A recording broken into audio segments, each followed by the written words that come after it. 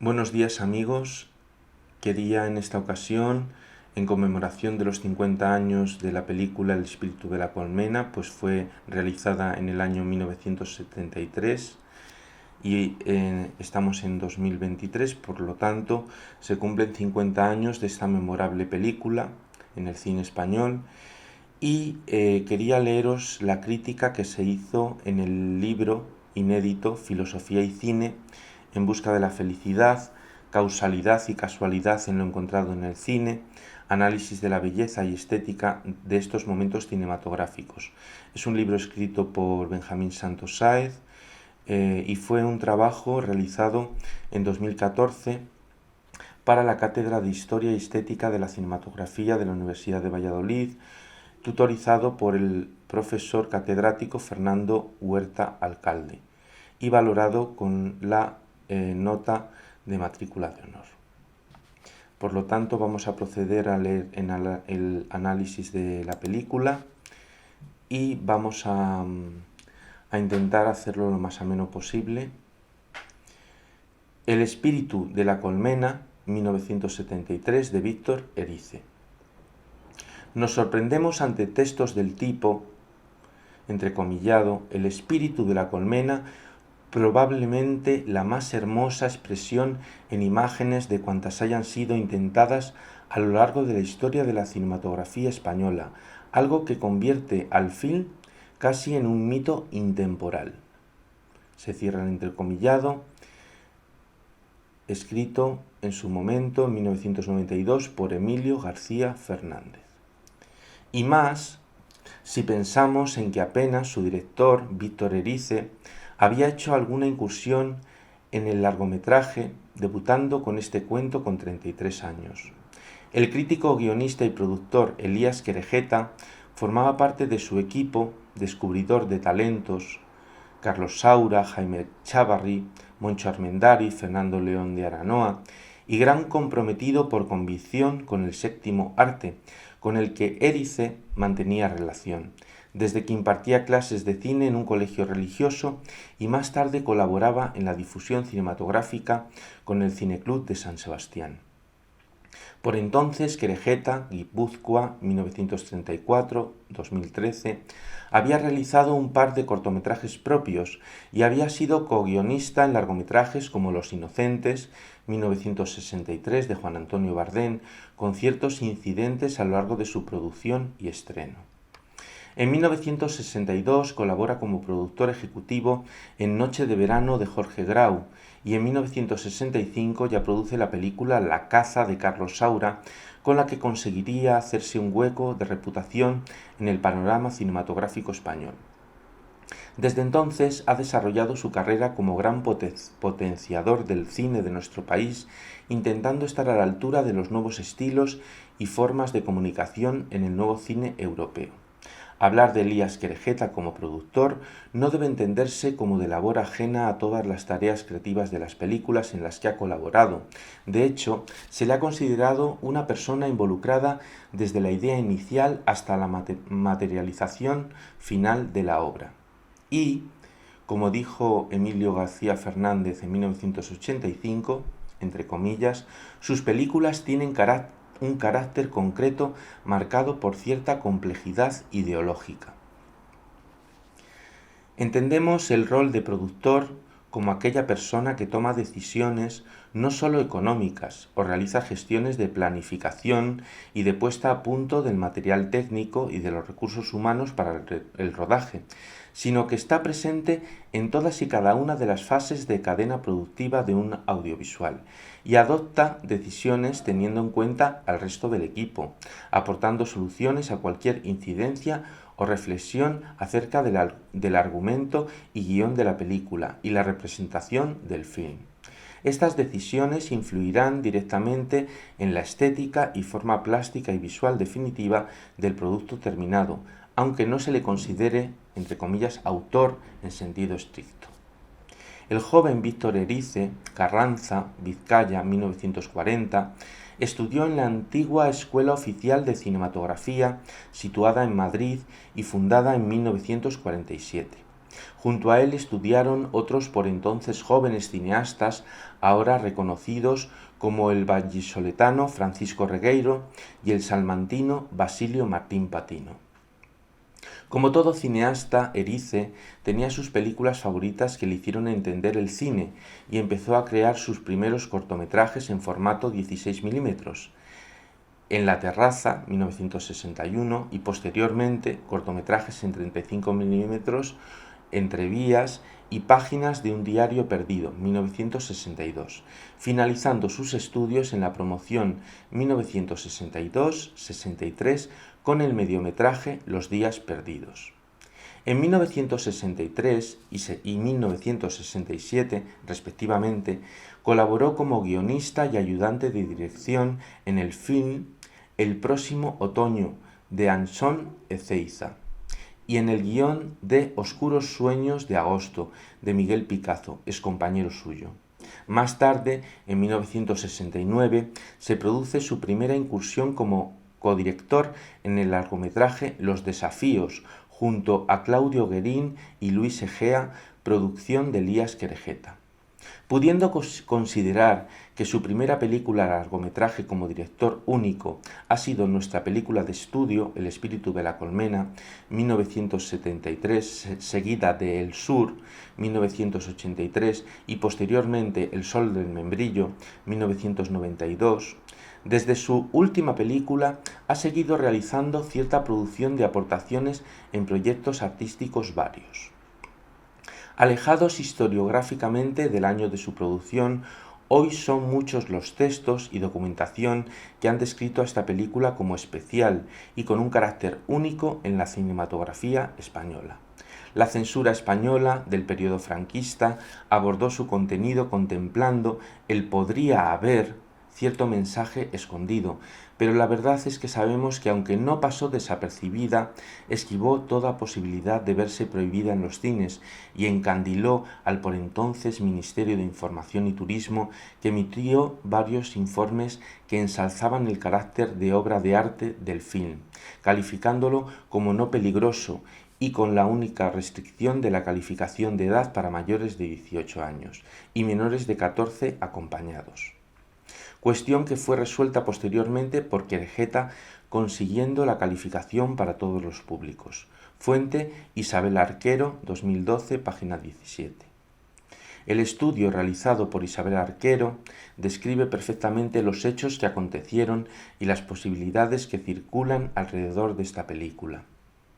Lo cierto es que su investigación titulada Estudio descriptivo del espíritu de la colmena, Víctor Erice, 1973, incita a cierto análisis y trata de contextualizar la película y abrir líneas de reflexión que pueden favorecer la comprensión del proceso creativo seguido por el cineasta, entrecomillado, porque es una frase escrita por Isabel Arquero en 2012 en su página 39.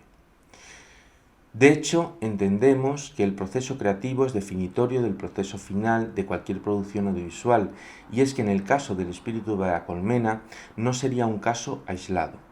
Sabemos que hacer cine es una profesión muy tediosa, de grandes esfuerzos, mucha dedicación, conocimientos y talento. Y a su vez asumimos el riesgo que conlleva la realización de una película y sus posibilidades o ventanas de distribución o explotación. A veces, un simple incidente como el hecho de que llueva puede retrasar la grabación de una secuencia o planos de una película, de vernos obligados a cambiar el planning de rodaje, cuestión que desencadena en que los responsables de producción tengan que realizar todo tipo de modificaciones y adaptarse a los cambios. También la lluvia no esperada podría aportar un componente interesante a la atmósfera de la película, en caso de que el director y producción decidan realizar la grabación. O quizás sería imposible adaptarse a tal cambio climático si se detecta que podría suceder lo que llamamos un fallo de récord en la linealidad del relato, con respecto a otros planos ya registrados y a la previsión del montaje. La cuestión es que, en el caso del espíritu de la colmena, la casualidad y la causalidad hicieron que el film se materializara en lo que hoy podemos ver. La suerte jugó un papel importante y junto a ello la magia de los artistas y profesionales que con su ilusión se intentaron adaptar a todo cambio que aconteció, entre ellos el director de fotografía Luis Cuadrado. Unos buenos profesionales que a pesar de las incidencias supieron llevar a cabo la materialización de un film no esperado, pues en un principio el guión literario de la película tenía como protagonista a una profesora que tras recibir un telegrama de su hermana vuelve a su pueblo natal, Hoyuelos, Segovia, para despedirse de su padre, que está a punto de morir. Por lo que el argumento y el guión fueron cambiados de forma casi imprevista pocas semanas antes de empezar el rodaje.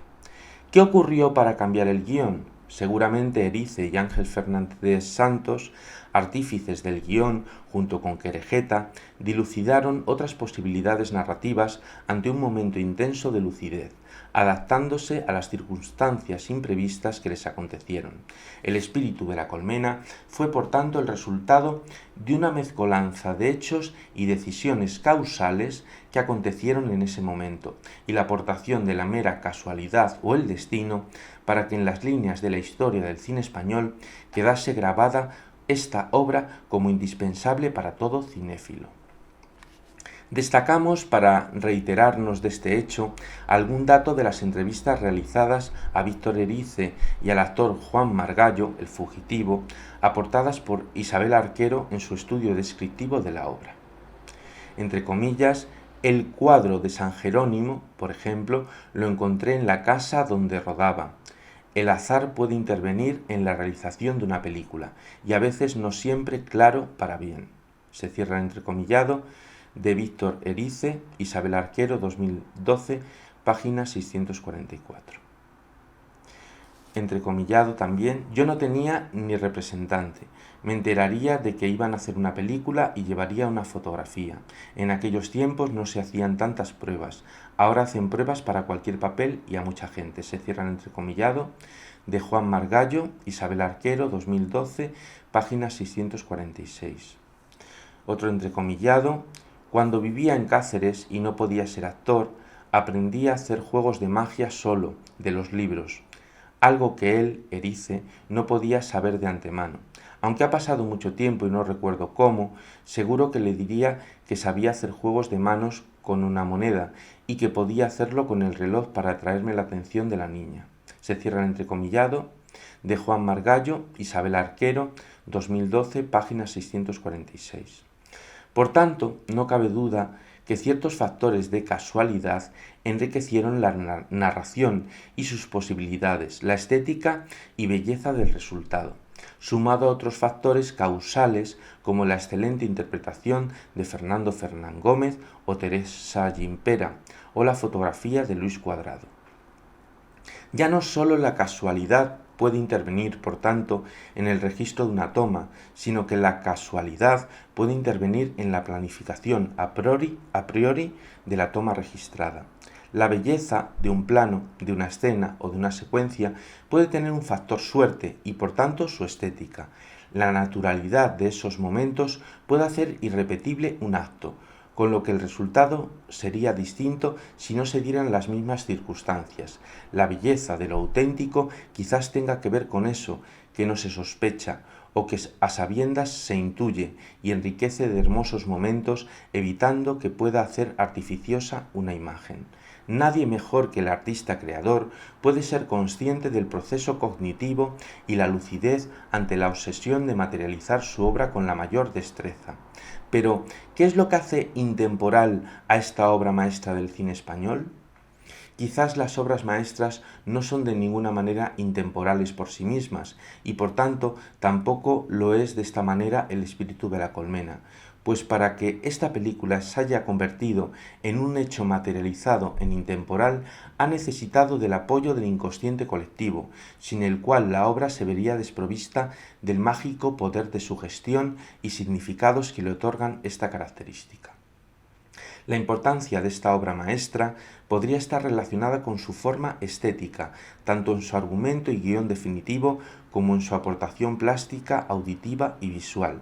Se trataría de una pintura del tiempo que ha cometido el delito de introducirse en el interior de toda aquella persona que la ha sabido valorar o tiene conocimiento de ella, de la obra y de su contenido. Y para tal cuestión es necesaria la identificación o empatía con sus personajes y con la idea del encuentro a lo largo del film.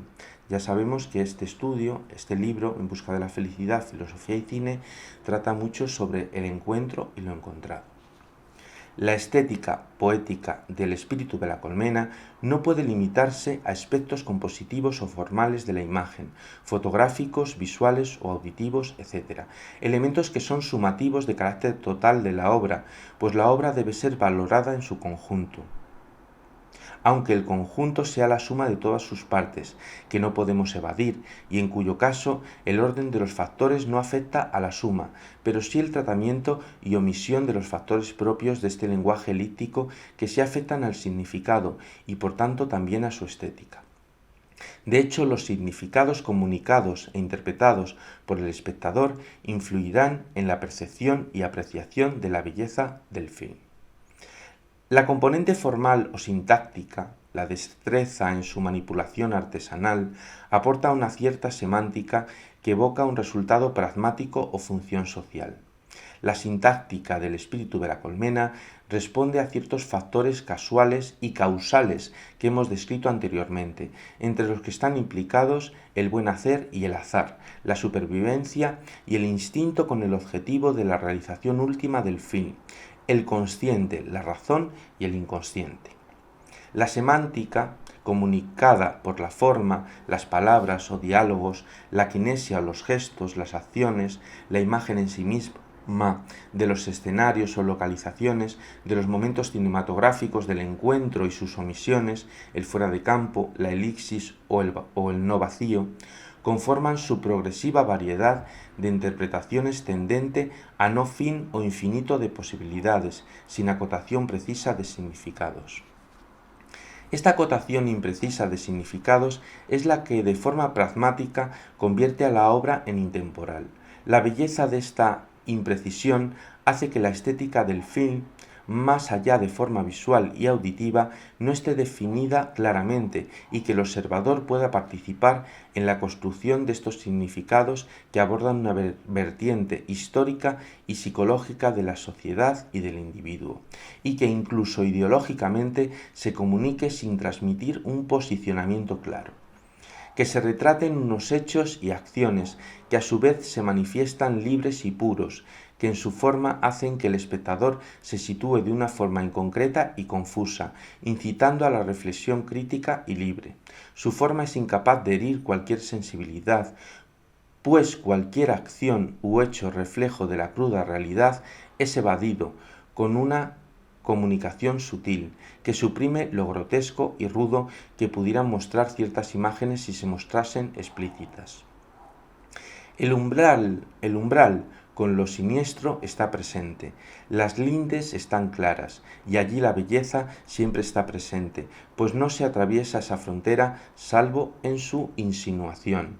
La película nos permite a todos los espectadores volver a ser niños y evadir cualquier atisbo de tristeza de una realidad no inocente, de crueldad o ventana a la muerte, para permanecer en un cuento que es la propia historia del relato fílmico, la concreción o reflejo una sociedad concreta, de la imaginación y el descubrimiento del mundo por parte de una niña que es o podría ser cada uno de nosotros.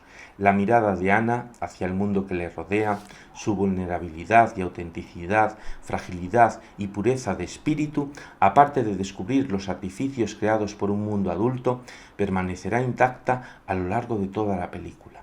Y así también permanece el sueño de todo observador al conservar la ilusión de la niñez, su niñez perdida, en el transcurso del fin, sin despertar al mundo de los adultos, de su realidad y de cierto estado de conciencia comúnmente aceptado, de la razón y de la cotidianidad.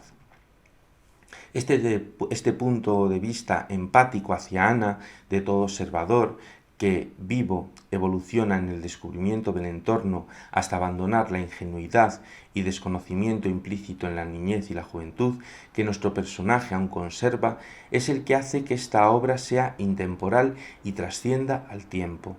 De hecho, el espectador regresa de algún modo a su niñez y a contemplar de manera nostálgica la felicidad de ese estado vivido y abandonado en su pasado y en sus recuerdos. ¿Qué adulto no querría volver a ser un niño? Lo natural, lo primario, lo no condicionado por la educación en el contexto social, se enfrenta en esta película al mundo del artificio, de lo creado por la mano del hombre, al mundo de la máquina, a la modernidad y, como hemos dicho anteriormente, a la razón, o más bien convención social. La belleza permanece, de hecho, porque El espíritu de la colmena es un buen trabajo de investigación sobre el umbral de ella misma, y la realidad contemplada nos muestra su esencia, pues las fronteras de lo bello no se atraviesan, sino que permanecen latentes, dejando entrever sus peligros, así como los errores del inconsciente colectivo del ya pasado, o el retrato de la sociedad alcanzada por hechos ya consumados. La película de estudio es introducida como un cuento. En el grafismo inicial podemos leer el por todos conocido Érase una vez, y no de forma contradictoria también nos sitúa en un periodo y lugar concreto de la realidad histórica de la sociedad española, apuntando un lugar de la meseta castellana hacia 1940, entrecomillado, porque es lo que aparece en la película, justo en el comienzo de las imágenes reales.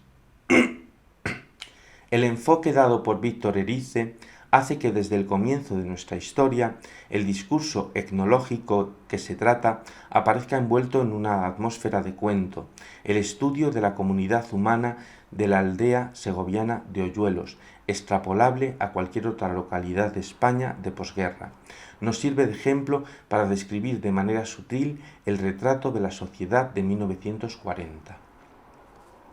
El espectador se encuentra, por tanto, envuelto en un discurso que a forma de cuento nos envuelve en las diferentes realidades de sus personajes. Por un lado, el mundo de la niñez que evoluciona construyendo una perspectiva de la realidad y por otro lado el mundo de los adultos que ya tienen consolidada esa perspectiva en su saber y conciencia. Se contempla una dicotomía, bifurcación, asociación o simbiosis en la comunidad humana de Hoyuelos, el espíritu del mundo de la niñez y el espíritu del mundo adulto, dos realidades que pueden convivir perfectamente entre ellas y que en cierta manera hacen el tratamiento del discurso de la película un acercamiento fenomenológico que evita todo posicionamiento, pero que evoca la reflexión del comportamiento humano de nuestra sociedad. Se realiza, por tanto, un discurso acerca de la sociedad de ese momento, extrapolable de manera intemporal a la sociedad de 1973, fecha del rodaje, y por qué no también a la sociedad actual, pues los valores que se transmiten en esta obra están fuera de todo tiempo y trascienden el mismo, y pueden ser aplicables a cualquier comunidad humana en cualquier tiempo y espacio. Y como todo cuento, esconde una moraleja para quien quiera escucharla. Quizás el azar hizo que una película que en su primer momento iba dirigida a ser una película de terror se convirtiese en un discurso etnológico de nuestra civilización y de sus monstruos, un encuentro con la construcción de lo que somos, con su evolución y descubrimiento, con la oportunidad de empezar de cero y poder cambiar, de regresar a ser niños y disfrutar de su felicidad. Que decir que esta oportunidad sería la de dar de nuevo una oportunidad a aquello sagrado que permanece en nosotros y en nuestra alma, desbancando a la lógica común de la razón y descubriendo el verdadero conocimiento, una oportunidad necesaria para construir una sociedad mejor. Desde su inicio, la película El espíritu de la colmena simpatiza con todos nosotros. Se nos muestran los títulos de crédito iniciales enmarcados en una serie de dibujos realizados por los propios niños protagonistas de la película. Son dibujos que carecen de una perspectiva adulta, dibujos bidimensionales propios de la visión plástica sin educar de un niño, que representan a los diferentes personajes y algunas de sus acciones más características en el relato, así como elementos que encontraremos presentes en el film. La primera de las imágenes es bastante sugerente para el título que Víctor Erice dio a la película, inspirado en el poema La vida de las abejas, 1901, de Maurice Maeterlinck. En este primer dibujo, junto al título, podemos observar la esencia del relato. La visión de los niños ha sabido sintetizar la metáfora del espíritu de las abejas, el enjambre compuesto por multitud de minúsculos puntos o abejas. Este espíritu habita en el panal, pero también se introduce en la casa y la habitará permaneciendo acechante en el interior de la misma. Aunque los dibujos son básicos y planos o primitivos, contienen las variables necesarias para su interpretación y el espectador reconstruye los isomorfismos presentes, que se muestran claros gracias a la relación de la expresión visual anterior de la realidad y a las leyes de la percepción de la teoría de la Gestalt, como son la semejanza, la proximidad y el cierre, pues el observador tenderá a encontrar un significado lógico y a cerrar la interpretación que los niños han querido comunicar con el dibujo. El observador se encontrará por primera vez con los personajes protagonistas, con el concepto que los niños tienen de ellos y la descripción de las acciones más características de su personaje en el relato. El dibujo de Fernando, padre haciendo las labores de apicultor, de Teresa, madre que escribe sus cartas asomado del pasado, y de las niñas, ellas mismas, los caracterizan perfectamente y hacen al espectador situarse en la visión infantil, desde la que deberán ver la película en el transcurso de la línea de tiempo, aunque los dibujos desaparezcan en el montaje para dar lugar a la imagen real. También nos encontramos por primera vez con varios elementos esenciales que aparecen a lo largo de la película y que sintetizan la historia: un tren, un gato, una casilla tradicional de huerta con un pozo, un reloj de bolsillo, una seta encontrada en el bosque y la pantalla de cine observada por multitud de figuras personificadas, aparentemente niños, en las que está representada una imagen icónica de la película que llevan al pueblo para proyectarla: el Doctor Frankenstein, 1931, de James Whale. Con esta solución plástica inicial se abordaría el contenido de la película desde una visión sintetizada y resumida de la misma. El espectador se encuentra, por tanto, con que Víctor Erice nos cuenta la película con imágenes infantiles antes de que se muestren imágenes reales.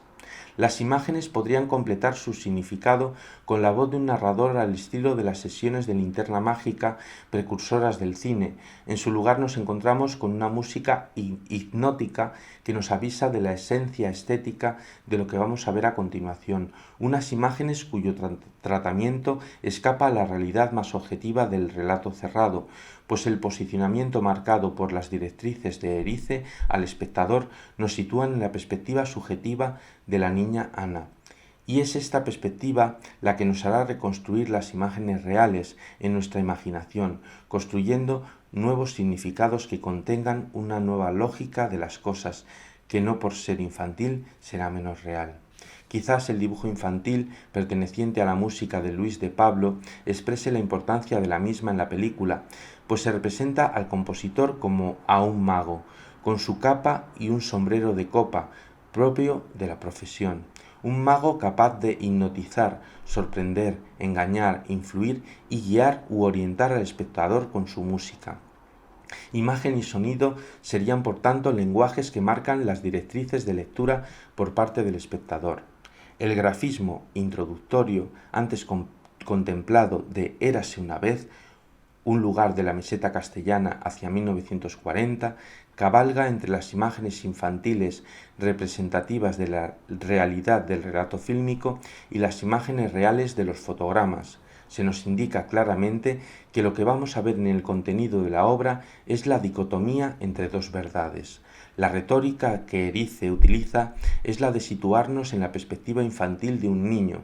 Erice nos ordena situarnos en esta perspectiva no condicionada por el superyo freudiano, que nos marcará unas pautas de lectura para embarcarnos en una visión despojada de todo conocimiento histórico arrastrado por una guerra y sus posteriores años. De hecho, Erice afirma, ante la multitud de interpretaciones que se han querido dar a sus imágenes, contemplando la posibilidad de ciertos mensajes latentes, que su pretensión comunicativa no era transmitir ningún mensaje político ni posicionamiento ante la situación, sino que simplemente se transmite un relato.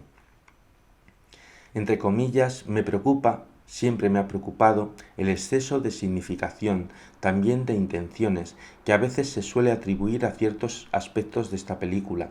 Quizás es una consecuencia fatal del tiempo histórico en que vio la luz. Se cierran las comillas de la entrevista de Víctor Erice, Isabel Arquero, 2012, página 644.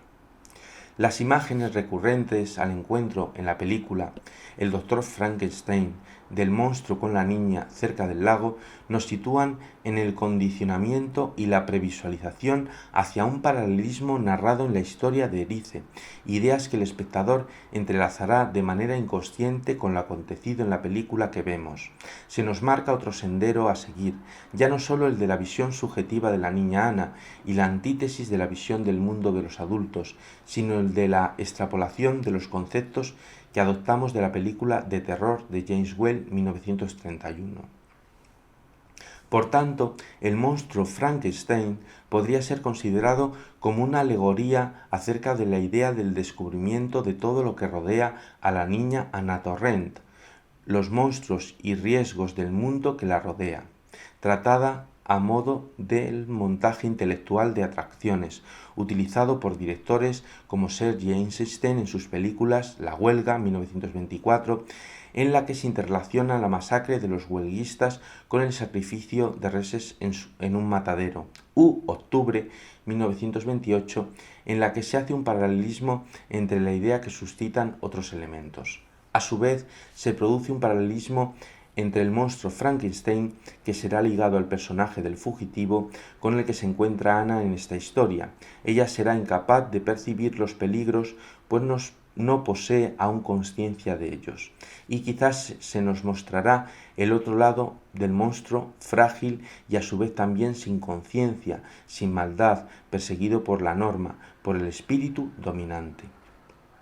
Un paralelismo entre las ideas o conceptos de la película de James Whale y las ideas o conceptos de la película de Erice, que nos hace más que reiterar el montaje intelectual realizado por el director y que aporta significados ajenos a la historia concreta del film, pues se suma la historia del relato de Frankenstein con sus valores ya incorporados, asimilados y consolidados por el inconsciente colectivo.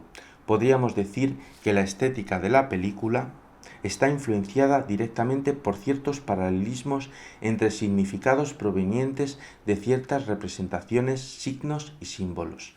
La margarita inofensiva que le entrega a la niña a Frankenstein contiene cierta analogía con la manzana que le entrega Ana al fugitivo. En algunos cuentos, la manzana podría estar envenenada y tanto Frankenstein como el fugitivo observan el elemento, lo miran cautelosamente y por fin aceptan el presente. Es la confrontación entre la pura inocencia de las niñas y el espíritu del individuo monstruo que ha experimentado la desconfianza y el sufrimiento, que ha traspasado la frontera del conocimiento y ha alcanzado la conciencia de los peligros y riesgos, algo a lo que las niñas no alcanzan aún a comprender. La manzana o membrillo, denominado por las ancestrales civilizaciones como la manzana de oro, membrillo de Mulvian nombrado por Plinio, era un símbolo del pecado original. De forma confusa, poco nos queda de las civilizaciones perdidas de Oriente, que entregaban este fruto sagrado como ofrenda a la diosa Afrodita y al dios Eros, y que permanecerá sagrado por los tiempos, formando parte de los denominados misterios eleusinos en honor a las diosas Deméter y Perséfone, bisnieta de Afrodita, y celebrados para alcanzar el verdadero conocimiento y descubrir la verdad. A modo de ejemplo, desde el inicio de la película, cuando la camioneta que contiene las latas de película del Dr. Frankenstein llega al pueblo, se nos muestra un paralelismo entre el signo en la señalización de carretera que indica el nombre del pueblo de Hoyuelos, con el símbolo del yugo y las flechas del franquismo, colocadas en la pared de una casa, de forma que podemos leer ambos significados de manera simultánea, pues se encuentran progresivos en la imagen, de tal manera que la lectura es sucesiva y su interpretación es asimilada por el observador, aunque de manera ingenua podría éste no percatarse de su importancia, al desconocer el lenguaje audiovisual y no poder descodificar el texto que contiene. El plano fijo nos sitúa en la transparencia de lectura ante esta información, ante una camioneta que tiende a perderse en un implícito punto de fuga. Lo individual, la organización del pueblo de Hoyuelos, su identidad, se compara con el todo, con la globalidad de la identidad imperante en la España de posguerra de 1940. Un grupo de niños reciben a la camioneta. De esta manera se nos presenta a los personajes principales, los niños, la juventud y las nuevas generaciones, posteriormente encarnados y centrados en los personajes de Ana y su hermana, que los representarán como referentes del grupo.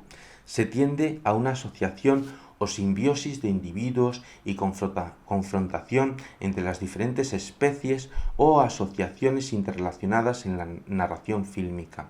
Entendemos que la comunidad de abejas también conforma una organización asimilable a lo que es una comunidad humana. Los diferentes individuos responden a un comportamiento adoptado en base a unas normas que rigen el panal. De hecho, las abejas recolectarán polen para generar miel y jalea real con la que alimentar a una abeja reina que puede proseguir la especie.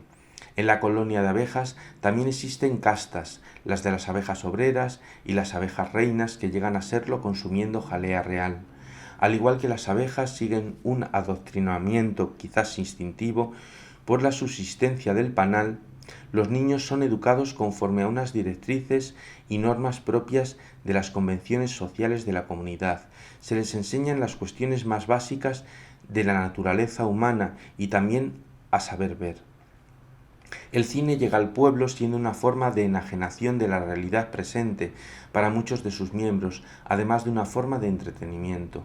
A lo largo del film, el observador empieza encontrándose con los protagonistas, los niños, después también con los adultos y con las asociaciones y las cuestiones o paralelismos con las que Erice marca los parámetros de lectura de su película. Todos ellos darán como resultado la significación total del relato, con la que el espectador se encontrará teniendo una visión global de lo acontecido. El personaje de la niña Ana observará su entorno, el mundo de los adultos, al igual que observa las abejas y su comportamiento. De todo ello aprenderá a relacionarse con el exterior. La belleza de la película trasciende, pues Ana no despertará al mundo de los adultos y seguirá siendo eternamente inocente y bella, independientemente de lo acontecido a su alrededor. No ocurrirá lo mismo en la película Pan Negro 2010 de Agustí Villaronga, en la que el niño protagonista es corrompido por la perversidad del mundo adulto que le rodea. La belleza alcanza el nivel de lo siniestro, por lo que traspasa la frontera de lo bello para ser casi insoportable y dejar de serlo. El sufrimiento penetra en el espíritu de Andreu y la inocencia lo abandona. El espíritu del niño es corrompido por su contexto y por los acontecimientos que suceden y que le influirán directamente, también en un contexto de posguerra española. De hecho, el niño descubre una serie de hechos en su comunidad que le harán despertar a la cruda realidad adulta a la que quizás nunca querría pertenecer. Su espíritu deja de ser puro y está vendido al diablo. Quizás la propia necesidad de sobrevivir es lo que le hace doblegar su buen corazón hacia otro propósito. Ana, sin embargo, observa, pero no sufre la mordedura de la abeja. Contempla y aprende, decide por ella misma sin doblegarse. Es la esperanza de una nueva forma de ver. Posiblemente el encuentro de Ana y su hermana con el cine es el primero en sus incipientes vidas. Sería la primera vez que conectan con una historia de ficción paralela a la real que viven de manera cotidiana. Los niños del pueblo saben lo que es una película. Preguntan al empresario, con puro, que llega al pueblo con las latas en una camioneta, acerca del título y la temática del film, o si es de pistoleros. Algunos conocen que el cine es mentira, pero no la decodificación de su lenguaje. Para ellos es el disfrute de una nueva historia inimaginable, que les aportará dulzura y sueño en sus vidas. Realmente es algo extraordinario y puntual en la España de los años 40, pues la imagen no estaba tan extendida entre el público como lo está ahora en la era digital. Ana aún no llega a comprender que el cine es algo irreal, producto de las ficciones de un autor y materializadas por un guión y posteriormente por todo un proceso de creación plástica y sonora. Entre una multitud de asistentes a la proyección del Dr. Frankenstein se nos presenta a Anna y a su hermana, los personajes principales de la historia, que están rodeados de otros niños y que serían estos y sus valores, de forma metafórica, los verdaderos protagonistas de nuestra historia. De hecho, están agrupados en primer plano. Las leyes de la Gestalt, y en concreto la ley de la semejanza, nos ayuda a comprender que nuestra percepción tiende a unir, agrupar o asociar las figuras que contienen ciertos isomorfismos. Al fondo, enmarcados en el mismo encuadre, nos encontramos con personas adultas que pierden protagonismo en la composición, al estar en segundo plano y que se sitúan al lado de la máquina proyector, invento de la modernidad, de la ciencia y de la razón. Todos los asistentes se encuentran expectantes, pero algunos de los niños están boquiabiertos y su mirada brilla de ilusión ante lo que van a ver en pantalla. Los adultos al fondo mantienen sus bocas cerradas. Quizás ya conocen claramente lo que se esconde detrás del artificio del cine. Anna y su hermana permanecen atentas y miran a pantalla. Sus rostros tienen mucho que ver en esta imagen con el mundo de los adultos. Al fondo se nos muestra escondido un paralelismo. En la misma línea, ligeramente por encima, se produce el traslapo de dos ancianas, con el mismo gesto y dirección en el eje de acción de la mirada. Nos llama la atención el significado encontrado en el contraste entre estas dos ancianas que se encuentran con el cine al final de sus vidas y las niñas Anna y su hermana, cuya visión del mundo y lo que las rodea está aún conformándose. El propio Eric C. narró que los niños protagonistas no eran capaces de diferenciar algo tan sencillo como realidad y ficción, y de ahí que mantuviese sus nombres de pila en la película. En el inicio de la película El Dr. Frankenstein de James Whale se produce una cinedialéctica con el espectador por parte de Boris Karloff, actor que encarna al monstruo. Se trata de una advertencia que han querido hacer los autores de la película. Entre comillas, el productor y los realizadores de esta película no han querido presentarla sin hacer antes una advertencia. Se trata de la historia del Dr. Frankenstein, un hombre de ciencia que intentó crear un ser vivo sin pensar que eso solo puede hacerlo Dios. Es una de las historias más extrañas que hemos oído. Trata de los grandes misterios de la creación, la vida y la muerte. Pónganse en guardia, tal vez les escandalice, incluso puede horrorizarles, pues pocas películas han causado mayor impresión en el mundo entero, pero yo les aconsejo que no la tomen muy en serio. Se cierra entrecomillado de la película de Boris Karloff, que actúa Boris Karloff en la película del Dr. Frankenstein de James Whale, que está incorporada en El espíritu de la colmena. Podríamos hablar de una especie de cine expandido en el que el cine no se limita a mostrar un relato de manera bidimensional, sino que se dirige directamente al espectador, le habla y le comunica, abriendo una puerta a la tercera dimensión de la realidad, haciendo patente la manipulación del lenguaje audiovisual.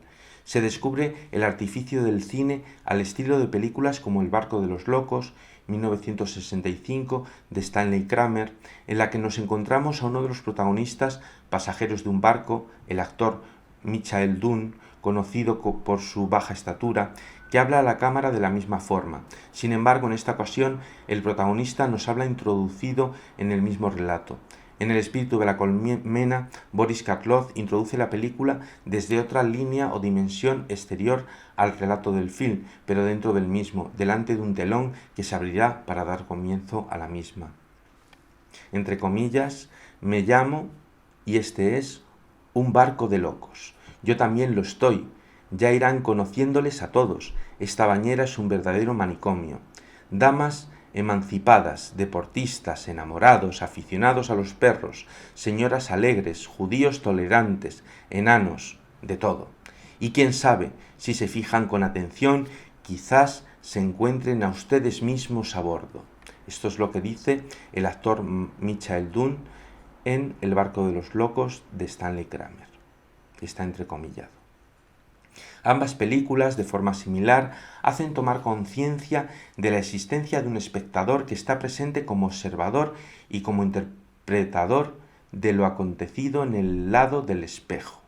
El cine podría funcionar como un super-yo freudiano que puede modelar nuestra conciencia.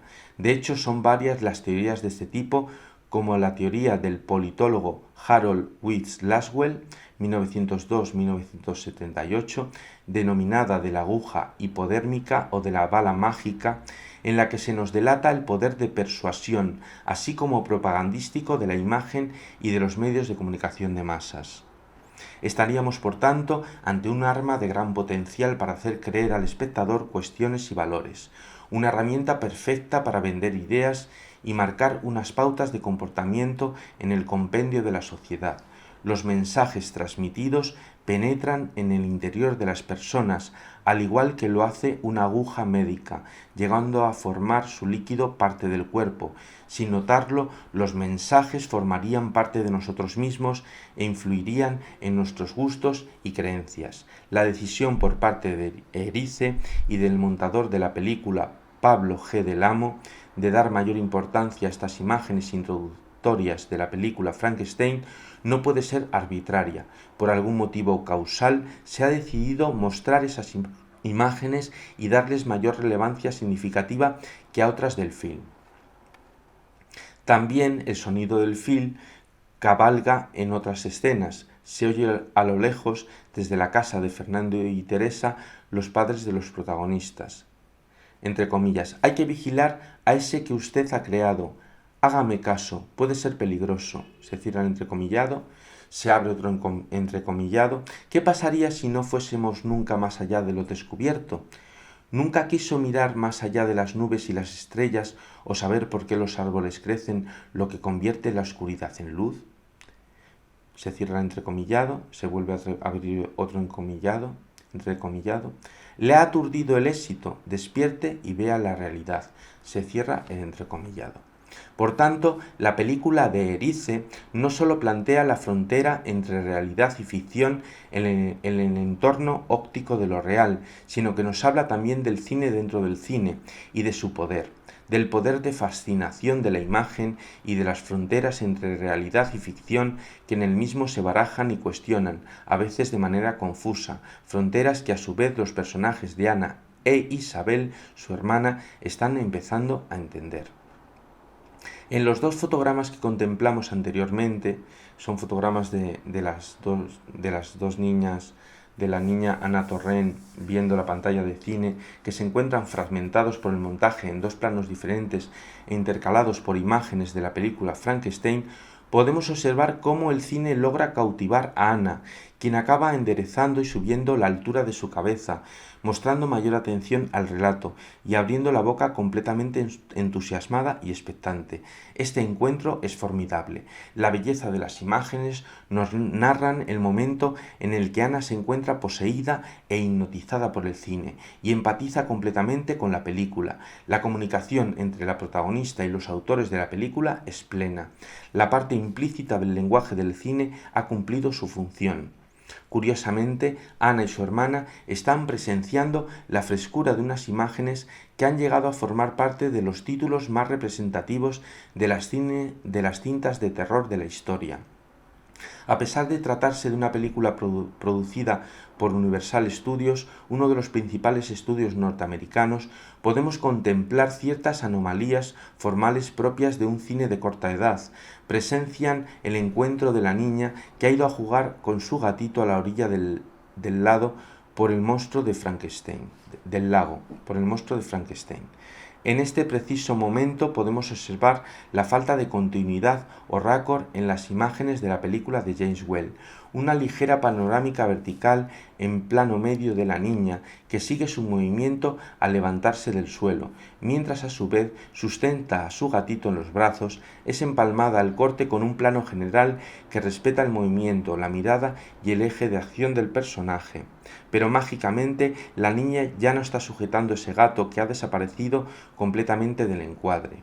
La película de Frankenstein fue censurada en varias de sus secuencias por el código Hays americano. Erice, en El espíritu de la colmena, omite el momento en el que el monstruo arroja a la niña al agua, pero esa omisión corresponde a una elipsis no narrada que se sobreentiende ante las posteriores preguntas que se hace Ana. Y la inclusión en el montaje de otras secuencias que apoyan el significado de lo acontecido en el film, como por ejemplo la escena en la que el padre lleva en brazos ante el alcalde del pueblo el cuerpo de su hija. Y Ana se interroga el por qué la ha matado. Tampoco es consciente de que el monstruo pueda hacer algo así, poco después que éste esté feliz recibiendo unas margaritas de parte de la niña. Ana está asombrada ante el comportamiento de Frankenstein. Para Edmund Burke, esta situación correspondería con lo sublime, pues en ella, entre comillas, se excitan las ideas de dolor y peligro. Se cierran las comillas y, se abren las comillas, produce la emoción más fuerte que la mente es capaz de sentir. Se cierran las comillas. Edmund Burke, a su vez, denomina el asombro como aquel estado del alma en el que todos sus movimientos se suspenden por cierto grado de horror, entrecomillado también. Lo sublime, sin embargo, desde una concepción lingüística y académica, es contemplado como aquello que es extraordinario, bien por su grandeza o por su humildad, pero no abarca conceptos cercanos a lo denominado siniestro, y lo asombroso contempla la hipotética posibilidad del espanto, pero también de la admiración. Los momentos de la conversación están intercalados entre primeros planos de Ana y su hermana Isabel, mientras la luz de la proyección incide en sus caras y el sonido del avance de la película dan un carácter nostálgico a sabor a cine de palomitas. Las imágenes llegan a ellas, pero se produce el fenómeno de la visión o pulsión escópica, con el espectador, y en este caso Ana, experimenta el impulso de no apartar la mirada. Esa pulsión o placer visual no quedará satisfecha completamente, y el poder de la mente o de lo imaginario actúan. En uno de los diálogos de las niñas, cuando están a punto de dormir, se manifiesta la inconsciencia de Ana ante la lógica del cine, incapaz por el momento de comprender. Realiza varias preguntas a su hermana Isabel, encontrándose confusa ante el paradigma de lo que ha visto en la pantalla. Ana, eres una mentirosa. Isabel, no lo matan y a la niña tampoco. Ana, ¿y tú cómo lo sabes? ¿Cómo sabes que no mueren? Isabel, porque en el cine todo es mentira, es un truco. El equipo de Víctor Erice, o si nos ceñimos más formalmente sobre el proyecto, el equipo de Elías Querejeta, es un ejemplo a seguir en la plasmación de un concepto de belleza, que podríamos llamar, por definirlo de alguna manera, concepto de belleza metafórico, pues sus obras, y en concreto nuestra obra de estudio, El espíritu de la colmena, contienen metáforas y metonimias de libre interpretación. Podríamos citar la película Cría cuervos, estrenada en 1976, de Carlos Saura, y en la que la producción corre a cargo también de Elías Querejeta. En esta película, cuya protagonista a su vez es también una niña llamada Ana, encarnada por la misma actriz Ana Torrent, podemos contemplar cierta estética y belleza con ciertos parámetros análogos al espíritu de la colmena. La visión de una niña que descubre su entorno permanece. El relato es diferente, pero existen ciertas variables que apuntan a acercarnos a una reflexión histórica y educacional de la sociedad, de conceptos que nos rodean cotidianamente y que evolucionan a la vez que evoluciona la política o la razón de un país, el conocimiento, la visión y la capacidad de felicidad de sus ciudadanos, mujeres y hombres. El retrato de la mujer va ocupando un papel más importante, o al menos el espectador actual debería percibir la infelicidad de la madre de Ana, Geraldine Chaplin, de forma compasiva. El autoritarismo explícito de su marido nos sumerge en la realidad más austera e injusta, para reflexionar acerca de tiempos de cambio, en los que la mujer adoptará un papel igualitario al hombre y que contrasta con películas realizadas durante el régimen franquista, en los que a la mujer se le otorgaba una mínima importancia, tratándola en sus personajes como persona pasiva y subordinada al género masculino. Nuestra protagonista Ana sería una metáfora del descubrimiento del mundo en evolución y ya no solo del proceso de la adquisición adquisición de conciencia de las cosas y de su comprensión, sino que sería metáfora del conocimiento flexible y abierto al cambio, y de una nueva visión y actitud hacia el mundo y la sociedad, reclamando igualdad y justicia. Son los propios autores los que extrapolan sus pensamientos en sus obras, que de manera latente los contienen a ellos mismos y la belleza de sus ideas. Posiblemente el espíritu de la colmena no pudo expresar abiertamente esos pensamientos del autor. Qué decir que el momento historiográfico de su realización era un tanto dificultoso ante la libertad de expresión, pero sí se entreven ciertos comentarios que el observador atento o distraído, inmerso en la película, pueden acertar o desacertar en sus conclusiones y finalidades pragmáticas o funciones sociales de la película. En El espíritu de la colmena, el personaje de Fernando encarna el papel de un padre absorto en los asuntos de su colmena y en la investigación de la vida de las abejas.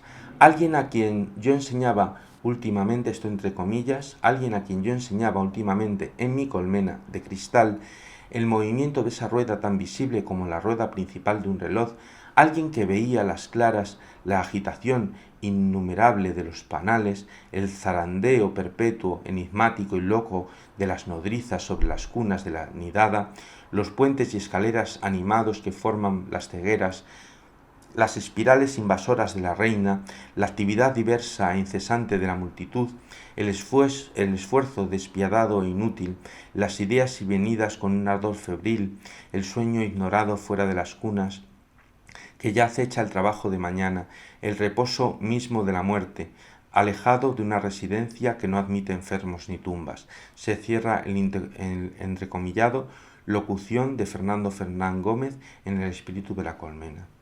Esta voz interior de Fernando, que se escucha como sonido estradigético, en forma de narrador, que cuenta la vida en el interior de una colmena a la vez que toma sus anotaciones, podría ser un mensaje metafórico más del significado que se nos quiere transmitir.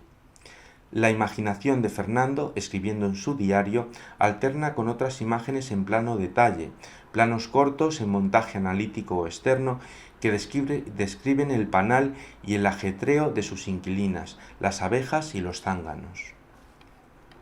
Fernando se habla a sí mismo y observa el comportamiento de estos minúsculos habitantes. Parece que contiene en sí mismo cierta nostalgia o tristeza de otra realidad diferente a la que él haya podido vivir. En sus investigaciones también reconoce el mundo, pero también se va encontrando a sí mismo, pues aunque su educación podría delatar cierto conservadurismo, está abierto a la indagación y reflexión, a las contradicciones y a la corrección de sí mismo, entre comillas. Alguien que miraba esas cosas, una vez pasado el asombro, no tardó en apartar la vista, en la que se veía no sé qué triste espanto. Se cierran las comillas, El espíritu de la colmena, la locución. Erice nos plantea esta situación utilizando visualmente imágenes al corte que se alternan a modo de un montaje paralelo o más bien montaje de relación. Finalmente enlaza con un sutil encadenado con las niñas Ana e Isabel, que están dormidas en sus respectivas camas, mientras el diálogo interno de Fernando continúa encabalgando en la imagen, y éste observa a sus hijas desde la puerta de la habitación, sujetando un candil, al igual que momentos antes ha observado a las abejas. Se compara con ellas y se ve reflejado en ellas, tanto con las abejas como con sus hijas. Fernando se encuentra a sí mismo, sabe que a sus hijas aún son niñas, pero que formarán parte de la sociedad cuando sean adultas, y quiere lo mejor para ellas, delatando su preocupación y su instinto de protección, pues es consciente que la rueda de la vida, al igual que la de un reloj, está en continuo movimiento, y llegará ese momento en el que, al igual que las abejas, sus hijas crezcan y tengan que cumplir con sus obligaciones y tareas en la vida. El encuentro consigo mismo indica cierta pesadumbre y cansancio de lo vivido. Erice nos lo describe con una sintaxis bastante sutil, con un ritmo lento acorde a la lectura sonora del pensamiento, montaje métrico, unos planos medios muy expresivos del personaje, que a su vez describen diestramente los gestos del personaje, y unos colores de predominante cálida, cuyo poder sinestésico podría sugerir positividad. dinamismo, energía, vitalidad o pasión, y a un nivel simbólico, fuego, sangre y amor. La belleza de las imágenes nos delatarán su lado siniestro, pues de forma psicológica el color amarillo de los planos detalles del panal y sus abejas podríamos relacionarlo con el peligro, lo violento, la agresividad, lo intenso y lo agudo. El amarillo de las abejas podría ser cegador como lo es la luz del sol si nos llega directamente a los ojos con gran intensidad de forma plena. Fernando sugiere en su diálogo retirar la vista ante cierto espanto. Asimismo, él retira su mirada discretamente tras cerciorarse de que sus dos hijas duermen y sale del encuadre desapareciendo por completo. Las imágenes contienen una estética tenebrista. De hecho, los claroscuros nos indican que el tratamiento de la iluminación en el rostro de Fernando Fernández Gómez corresponde con un esquema de iluminación denominado Rembrandt, por recordarnos a los cuadros de este pintor. La gradación en la luz, el relieve más marcado, hace destacar la mitad de la cara, haciendo que la otra mitad quede en penumbra o casi desaparezca. A su vez, la imagen también nos sugiere información y se nos vuelve a mostrar la dualidad de lo existente, contemplando la posibilidad de lo siniestro o malvado. Hablaremos metafóricamente de la luz y la sombra, la nitidez y la borrosidad, conceptos defendidos a lo largo de la historia por los principios del taoísmo y que reafirman la existencia de fuerzas opuestas pero complementarias en las cosas que existen en el universo. El claroscuro reafirmará o potenciará a su vez el lado desconocido de las cosas, pero también el lado más visible, generando más detalle en las zonas iluminadas. Así, el rostro de Fernando se vuelve más expresivo, pues se ve mejor el volumen y sus facciones.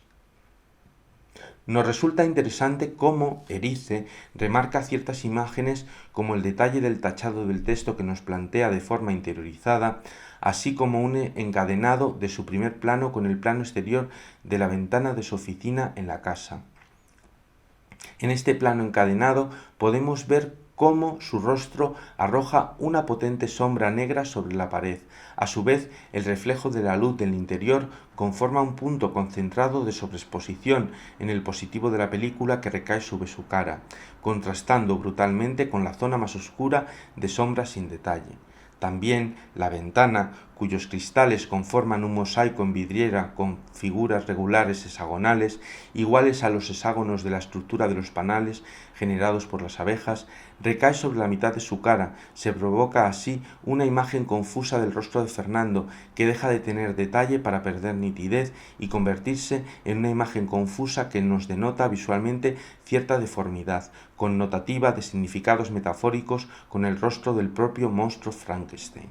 De nuevo, el dualismo entre el bien y el mal o la estética del caos está presente de forma continuada en la narración fílmica. Los ojos de la mitad del rostro de Fernando están envueltos en una estructura regular que lógicamente podríamos connotar la idea de protección de las rejas protectoras de una casa o también las rejas prisioneras de una cárcel o un gallinero. Este detalle no puede pasar desapercibido, pues a lo largo de la película percibimos que la casa que habitan tiene todas sus ventanas con esta estructura, bella, pero que a su vez esconde el dualismo de lo siniestro al que nos venimos refiriendo a lo largo de nuestra indagación o análisis, pudiendo ser una alegoría a la idea de que los miembros de esa familia retratada en el espíritu de la colmena podría encontrarse al igual que las abejas libres, pero a su vez prisioneras de unas normas, dogmas o espíritu en su comportamiento y en sus obligaciones, acciones y pensamientos. Nos viene a la mente la idea de que la casa tiene vida, pues en la ficción todo es posible, y la casa encierra su propio enigma o misterio por interpretar o resolver, al igual que en una ficción fantástico-terrorífica del mejor cine de la muestra de Sitges. La familia de Ana e Isabel están protegidos, pero también corren riesgos, y están desamparados, pues la casa les atrapa en su interior y forman parte del panal que la colmena de su comunidad ha creado. ¿No es acaso Frankenstein un ser al que se le ha dado vida después de la muerte? La casa, con los objetos personales de los protagonistas, sus sombras, sus muebles, sus ventanales y muros, podría encarnar un monstruo, que pudiera ser un lugar tranquilo pero a su vez un lugar hostil. al igual que Frankenstein, quien no debiera por la lógica convencional tener vida, y en el que se produce de nuevo el dualismo de lo bello y lo siniestro en su concepto y en sus acciones. Como relataremos a continuación de nuestro análisis, se convierte en un ser animado con alma propia. En toda la línea de tiempo, los personajes luchan y encuentran, evolucionan, pero no se conforman ni permanecen de forma pasiva. Se plantean la ética y moral de la comunidad en la que habitan, y alegóricamente esa comunidad o institución del pueblo de Hoyuelos se extrapola a cualquier organización, ciudad, población o familia de la España del momento. La organización, en términos de empresa, está continuamente interactuando con los personajes, pues estos seres sociales que intentan resolver sus conflictos y a su vez cumplir sus necesidades en una escala jerárquica de la que hemos hablado anteriormente, los instintos o mecanismos reflejos irracionales obligan a los personajes a reaccionar ante las diferentes situaciones o contextos que se encuentran a lo largo de la línea de tiempo de la película. En la relación del encuentro con objetos, elementos, con otros personajes o consigo mismos, con situaciones causales y casuales, como la imprevisibilidad de los efectos de la naturaleza o el destino, o los comportamientos incontrolados de terceros personajes, que conformarán el ensamblado de los diferentes planos de la película, que contienen tramas principales y subtramas, y que enredan a los personajes generando coherencia narrativa y continuidad. La casa en la que viven de alguna manera es el reflejo retrato de algunos de los instintos de sus inquilinos, como el instinto de miedo, curiosidad o repulsión, y los panales de abejas serán por tanto el espejo en el que se miran, que observan identificándose como abejas, cuyos comportamientos resultan análogos y cuyo espíritu incomprendido no llega a comprender ni siquiera Fernando ni Teresa. No ajeno a esto, el espectador reconstruirá la belleza de las imágenes con su propia experiencia visual previa. De hecho, la psicología de la Gestalt nos reafirma esta teoría en el estudio de la experiencia visual. Según Justo Villafañe, se define la Gestalt como, entre comillas, una agrupación de estímulos que no es fruto del azar. Se cierra las comillas. Asimismo, interpretamos que la experiencia fílmica o significado percibido del momento cinematográfico tiene una vertiente dependiente de la psicología propia del espectador, de su estado emocional del momento de observación y de la experiencia empírica de estímulos análogos o parecidos o con significado esencialmente idéntico, que condicionarán la recepción de significados en el proceso comunicativo del mensaje fílmico.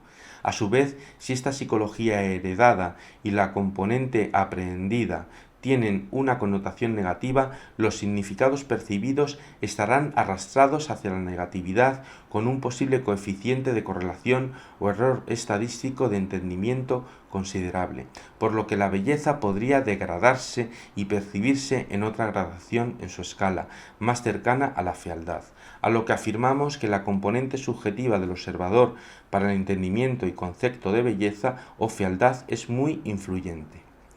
Lo bello, por tanto, consideramos que podría ser percibido como feo según quien mire. En el personaje de Fernando y en su diálogo interno podemos entrever, por tanto, cierto instinto de combate, pues no está complaciente, necesita algo más. De curiosidad, pues se emociona y se asombra ante el espíritu de la colmena e investiga su comportamiento. Instinto de fuga provocado por el miedo y con una cierta evasión de las dificultades al no poder comprender con su propia lógica la complejidad de su tema de estudio y contemplar la existencia de algo espantoso que no sabe describir. También la autoafirmación y el orgullo de considerarse una persona erudita en esa materia, así como el instinto paternal de protección, de emoción y ternura al ver a sus hijas Ana e Isabel descansar plácidamente.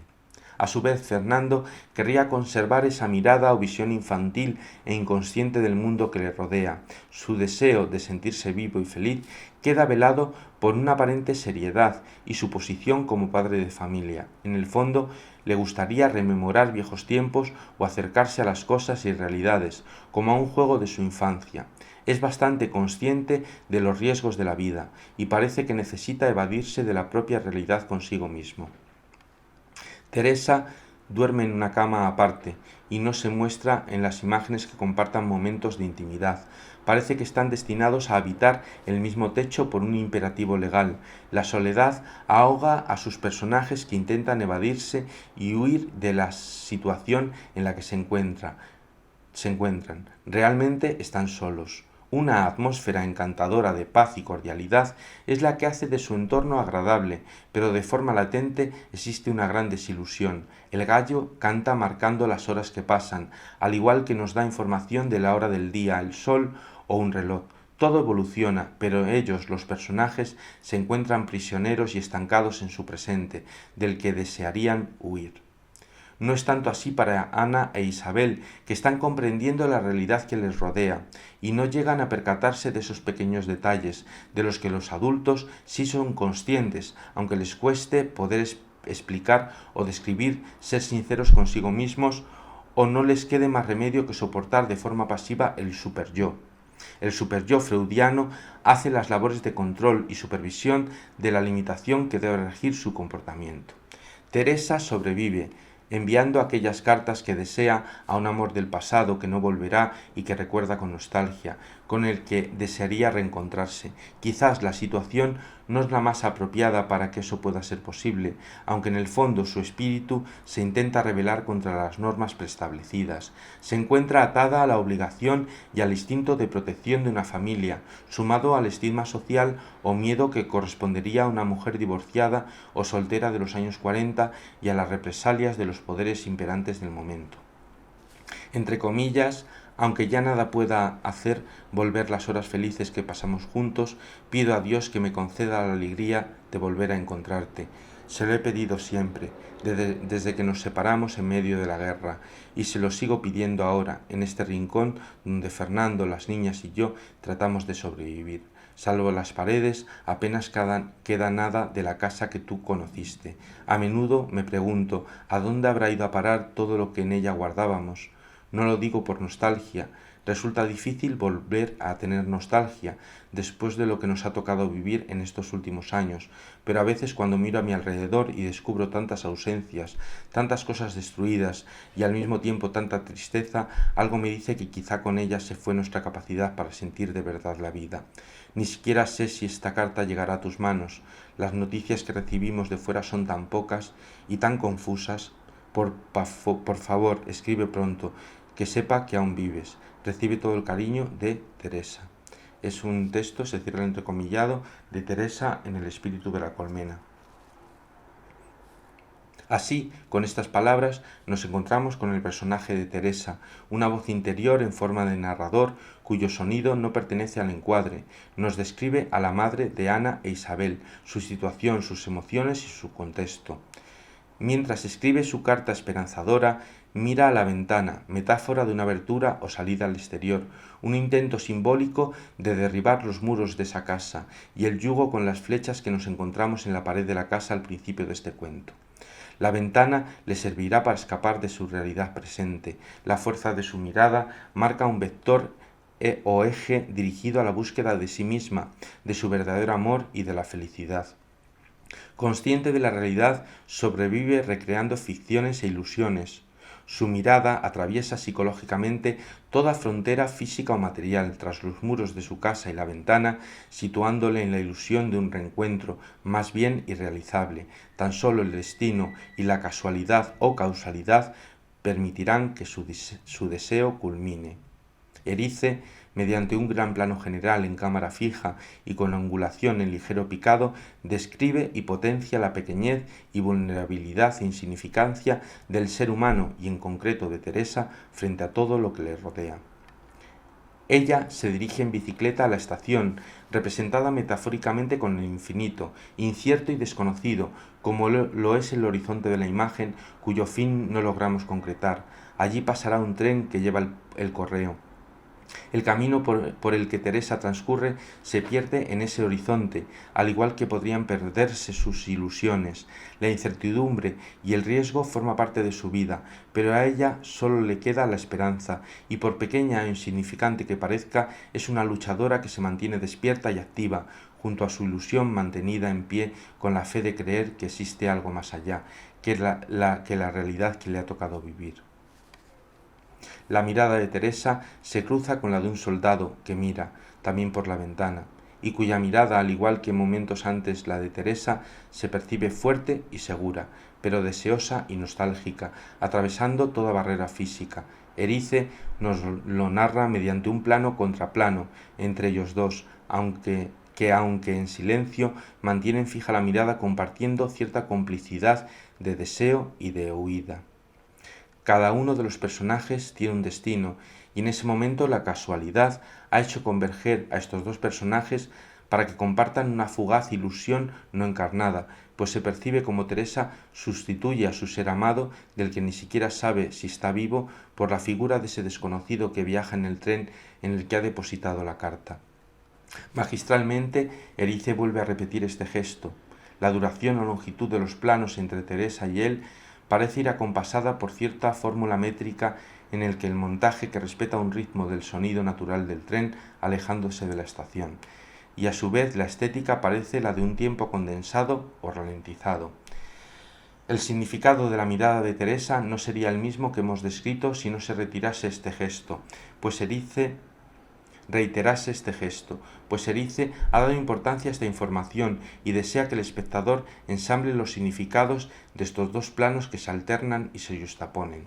De hecho, ya en su momento el director soviético Lev Kuleshov, Rusia 1899-1970, experimentó el significado de los planos a través de la mirada del actor mosjuquín, y es sabido que un plano fijo por sí mismo, como regla general, carece de un significado completo en la narrativa audiovisual y que necesita de los planos que lo anteceden o que lo siguen para completar su significado, del cual depende.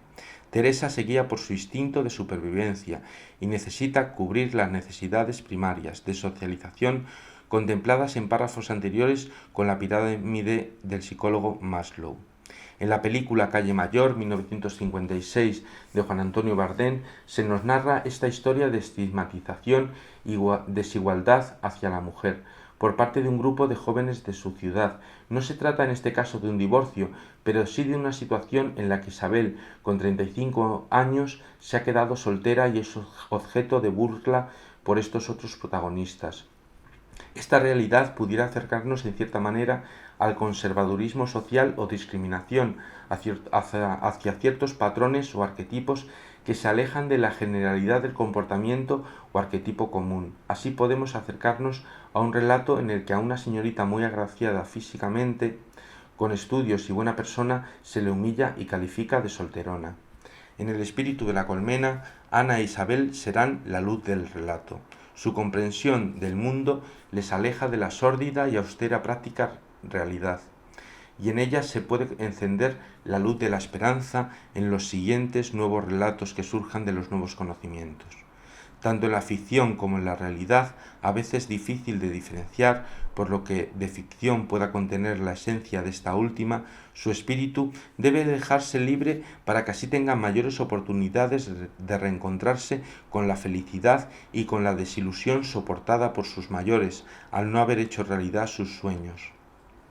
En la escuela de hoyuelos se percibe el desconocimiento de los saberes más básicos que están aprendiendo los niños, y ante la pregunta formulada por la maestra de que ¿para qué sirve el corazón?, una niña llamada María del Carmen responde que para respirar.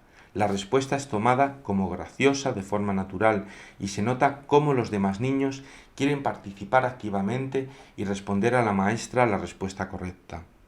La maestra se desvive porque los niños aprendan, y en la composición de las imágenes los elementos de las paredes no pasan desapercibidos. Podemos fijarnos cómo el retrato del Generalísimo está situado en uno de los tercios del encuadre, siendo este uno de los puntos demostrados de máximo poder visual por parte del espectador. La regla de los tercios es una de las reglas formales de disposición de los elementos del encuadre que suelen estudiarse de forma académica en los estudios de imagen.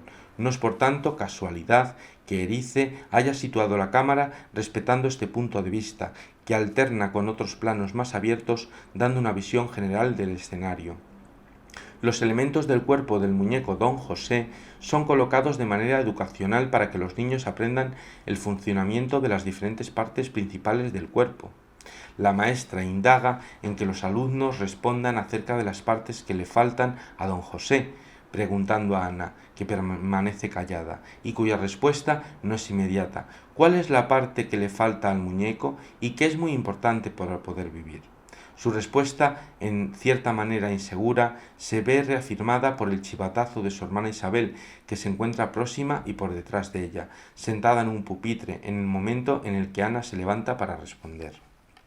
Erice mantiene el centro de atención en el personaje de Ana, situándola en primer plano completamente nítida y tendiendo en la imagen hacia uno de los tercios del encuadre.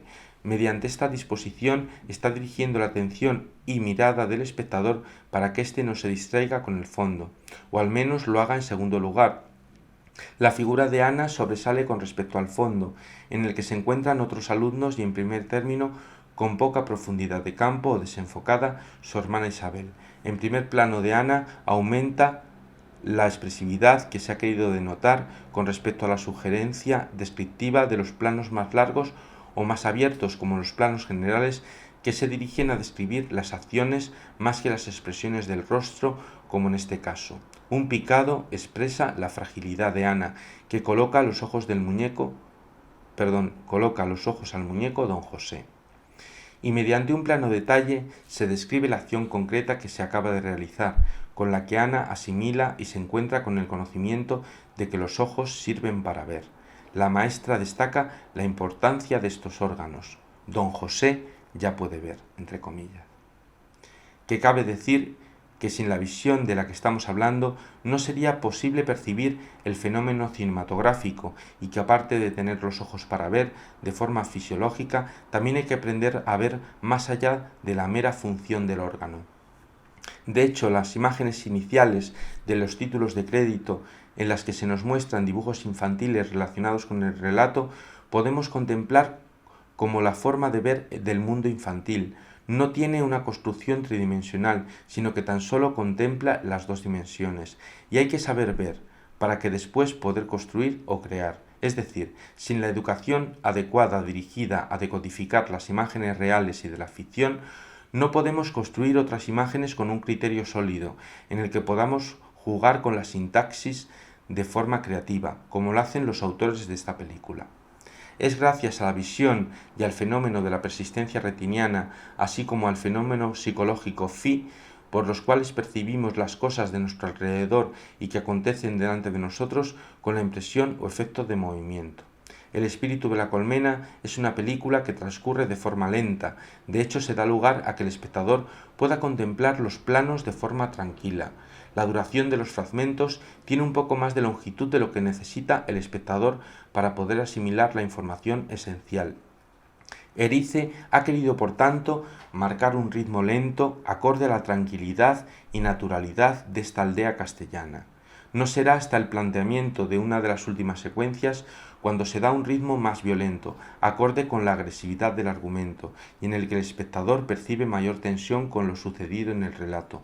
Las transiciones utilizadas en el film corresponden como norma general al corte directo, utilizando habitualmente los fundidos a negro, para marcar diferenciación en cambios de espacio o de tiempo un poco más bruscos, cambiando de secuencia. El encadenado es utilizado de forma especial para unir conceptos o ideas de imágenes que podrían tener cierta analogía en la forma o en el contenido. Todas estas herramientas son utilizadas con destreza para generar una atmósfera natural, que es agredida paulatinamente desde el momento en el que Ana cierra los ojos e imagina.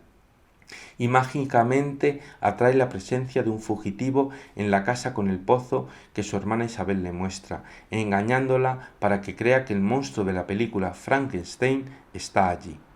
El aire agita las hierbas del campo, mientras las dos hermanas se acercan a la casa con el pozo. Un gran plano general describe la escena y ellas aparecen como minúsculos puntos blancos en la inmensidad del plano. El encadenado es utilizado de forma suave para concretizar en un plano general más corto que encuadra la casa con el pozo. Ana, precavida, se mantiene alejada, mientras Isabel explora la casa y el pozo donde habita el espíritu del monstruo. Un fundido a negro nos delata una nueva secuencia en la que Ana se dirigirá sola a explorar la localización. Ana tira una piedra al interior del pozo y se ve reflejada a modo de espejo en el agua. Posteriormente se acerca a la casa de manera asustadiza pero valiente. Un ligero paneo panorámica horizontal recorre el interior de la estancia de la casa a modo de mirada subjetiva del personaje. La estancia está vacía, pero encuentra lo que para ella es una prueba de la existencia de ese monstruo que en ese preciso momento no se ha dejado ver. Una huella en el suelo alienta su esperanza de encontrarse con Frankenstein. Este encuentro aviva la imaginación de Ana, que aún no es consciente de que la película que ha visto no pertenece a la realidad, sino a una ficción inventada, pero su necesidad de descubrir y conocer y su instinto de curiosidad por el mundo e ingenuidad le hace creer que el monstruo habita esa casa, tal como le ha mentido su hermana Isabel. De forma mágica, el poder de la imaginación de Ana hará interrelacionar hechos que esculpirán el relato dando una coherencia, de forma que ella crea firmemente que ha encontrado al monstruo. Así hará realidad su deseo y necesidad de libertad e ir construyendo su propia consciencia. Teresa y Fernando solo se muestran juntos en 3 ocasiones a lo largo de la película, 2 de ellas cordiales, pero no muestran una complejidad de pareja, sino simplemente un trato de personas que conviven juntas. El primer momento es cuando Teresa sale de casa